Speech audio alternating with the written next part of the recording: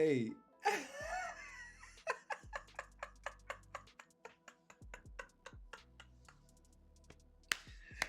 Oh man. Hey, all I'm saying is I need to know, are y'all allowed to use the excuse that we used last year about the layoff? I'm curious. I'm curious. I need to know if y'all are allowed to use that excuse. Because y'all wouldn't let us use it. We kept saying that layoff do something serious to you. That layoff is too long. It's darn near a month. You ain't played in a long time.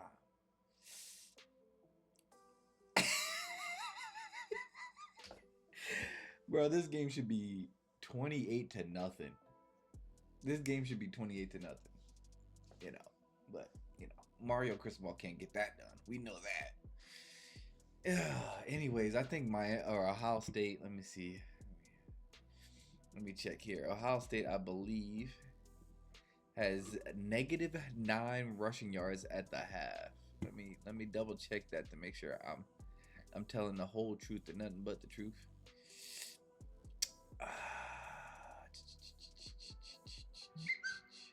Ohio State team rushing yards. -3, not -9, -3.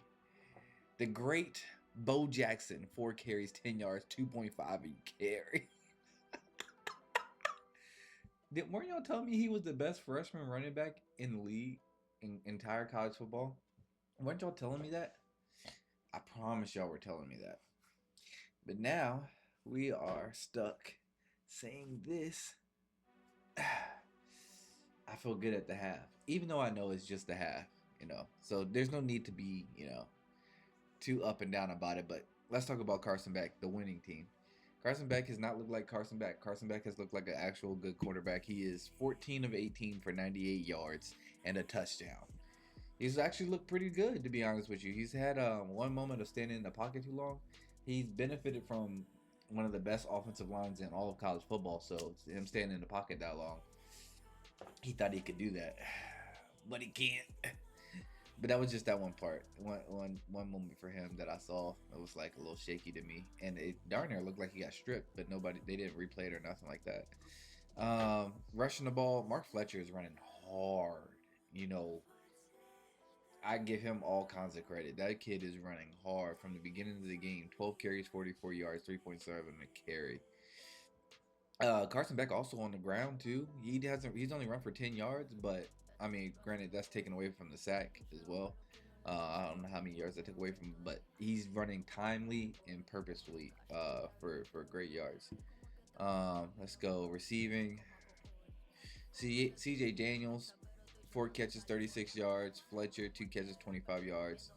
Surprisingly, Tony's gotten the ball a lot, but he hasn't made that much of a difference. He did get a key first down, even though it didn't mean anything because they decided at the end of that drive, instead of trying to get the first down or get yards to a field goal, they decided to take a shot to the end zone.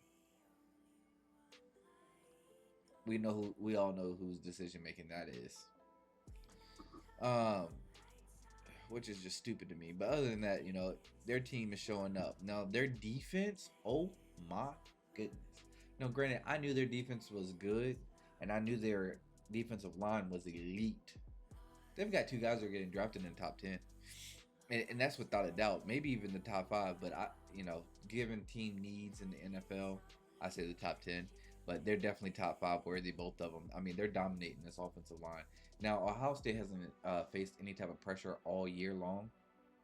Um, I'm trying to think of a game other than Indiana, of course, and that was in the championship game. But as far as the regular season go, Ohio State hasn't seen this at all. And then they go to the championship game, big layoff of not being physical at all, and now they got Miami in this super physical offensive line or defensive line, and all I can say is Mesidor and Bain, they are teeing off, and who is the corner that got that interception? What is his name? Keontae Scott. Yeah, that was a hell of a read, boy. I mean, that was a hell of a read, dog. To that was a hell of a read. I was super impressed. Like everybody was shocked because Jeremiah Smith had just had a humongous catch, and then they sent him out to the block, and he, whoop, I'm there, boy, and I give him all kinds of credit for that. Other than that, Ohio State. Let's see, Julian saying 11 of 20, 11 of 20 for 157 yards. It's either boom or bust for Julian saying that this little last drive to get in the field goal range really did a number for his passing yards. I would say at least got 45, maybe 50 passing yards out of this last drive, which helped him out tremendously. Uh, but other than that, I mean, it's pretty much pedestrian numbers. I mean, yeah, it's boom or bust with that. Their running game really isn't doing anything. Again, -3 team yards, and a lot of that is because Julian saying sacks. But it's not like their running backs are going for anything crazy. You got 16, 10, -29, -3. They're not really running for nothing. Jeremiah Smith is always going to be Jeremiah Smith. You either you cover him, you can try to cover him. I'm sorry, you try to cover him, and then you go and try to get after the quarterback. Because if you can't get after the quarterback, Jeremiah Smith's going to get that ball. We haven't seen Cardinal Tech do darn near anything. He has 2 catches, but they're like, though it was like a 10-yard catch. You haven't really seen Cardinal Tate pop off the screen in this game so far. Credit to their defensive line again, because Julian Sanders had to get the ball out of his hand.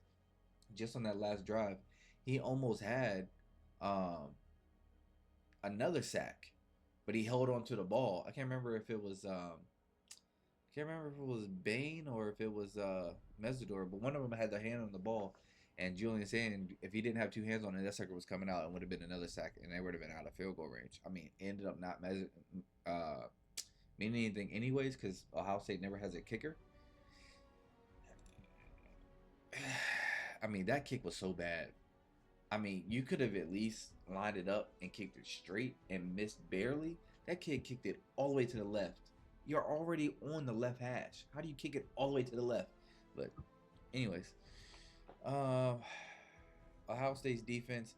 I mean, you really haven't seen much out of their defense. I haven't heard Arbel Reese's name. Sonny Styles had that one great tackle behind on Tony on their last drive. Ignosis had a few good plays. He came up and hit Fletcher when that was the last tackle to break before he broke off a big one, and then he also had a couple of stops. He's a very handsy corner. Anyways, haven't heard Downs' name all game. I mean, it's looking rough for Ohio State. Now, granted, it's only a 14-point game, which is crazy. If you heard all the stats and you heard how the game was going, you would have immediately thought that Ohio State was getting dog walked.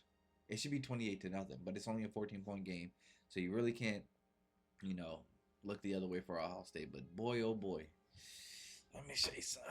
This right here, this is not looking too good. Now, don't judge me for this helmet right here because I ordered the set.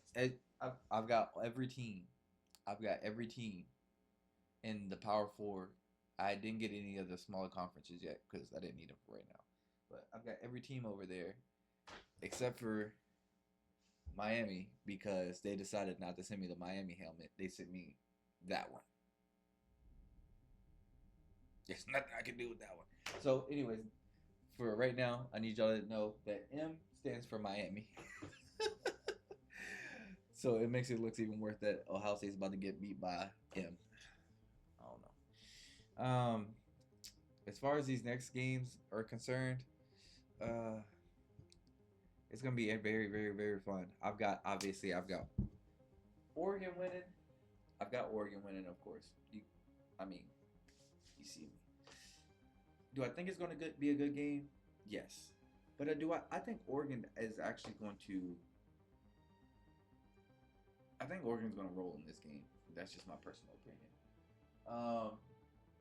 I have Indiana moving on for the Oregon-Indiana rematch.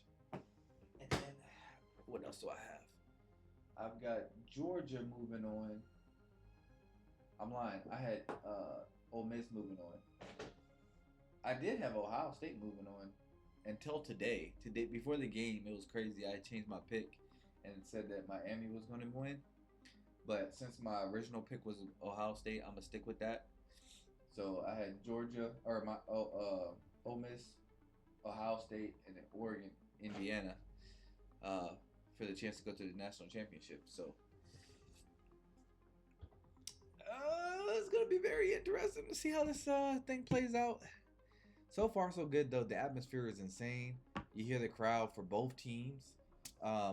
It's oddly seems like it's more Miami fans. Like if y'all listening to the crowd, it seems like it's more Miami fans. Like all last year, you really didn't hear Ohio State fans uh, get overshown. Like you didn't like Ohio State fans took over every venue last year. Even the Rose Bowl when they played Oregon. I mean, granted, it was almost half and half, but it was more Ohio State than Oregon fans. So it's odd to hear more Miami fans, even though you never hear Miami fans ever. They don't even go to their own stadium. It's crazy, right? But they're at this stadium, right down the street from me. I don't understand that. But anyways, that's the halftime. Boy, we're in for a full second half here. Stick in. Let me change this real quick. There we go. Happy New Year's and fuck Ohio State.